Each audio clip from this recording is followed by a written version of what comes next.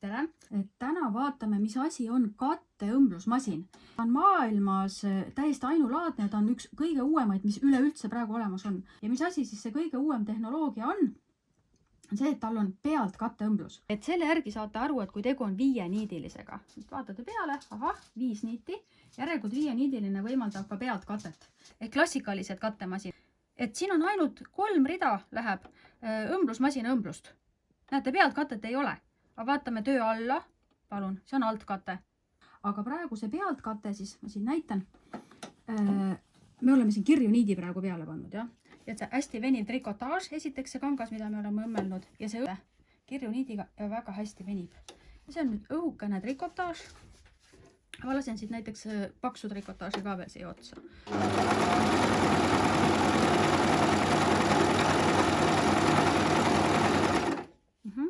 Lõikamist lahti. Et näete, et see õmblus on, et kui te pealt vaatate, et mis asi siis pealt kate on, näete, et ta katab pealt, see ongi pealt kate. Nii, ja et ta on ka alt katnud, näete, see on alt kate.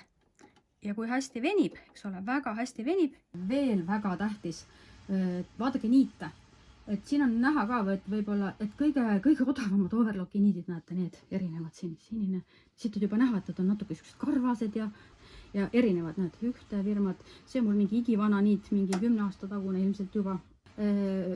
Leidsime ühe kirju niidi, et panime kirju niidi peale, et see kirju niit, mul on siin üks pakendis, roosa kirju, aga see tulemus, nagu näete, jääb nii äge ja ta on natukene siuke mahuline või nimetatakse tekstureeritud niidiks ja alumine niit, ma olen ka pannud tekstureeritud niidi. Et tekstureeritud niitidega muideks kõik kattemasinad ei taha üldse töötada, aga nagu näha, see Braser töötab.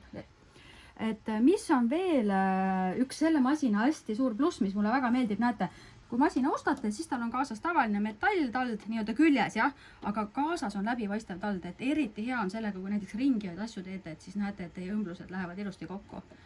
Et see mulle väga meeldib. Veel, et disaini mõttes, et mis mõttes ta on siis kõige uuenduslikum ja tehnoloogiliselt uuem, et vaadake, kui palju on ruumi, et nõelast masinani on väga palju ruumi, see tähendab, et siia saate panna suuremaid esemeid alla, lihtsalt keset kleiti näiteks iluõmbluseid või keset bluusi, sest tänu selle, et siin on ruumi, et selles mõttes on disain juba hoopis teistmoodi. Ja prest alla tõste ka, et näete, kuna siin on asju ees, et ebamugav on hakata otsima siit, et kus see prest-tald siin on, siis näete, ta on siin. Prest-tald on siin. Ülesse, alla.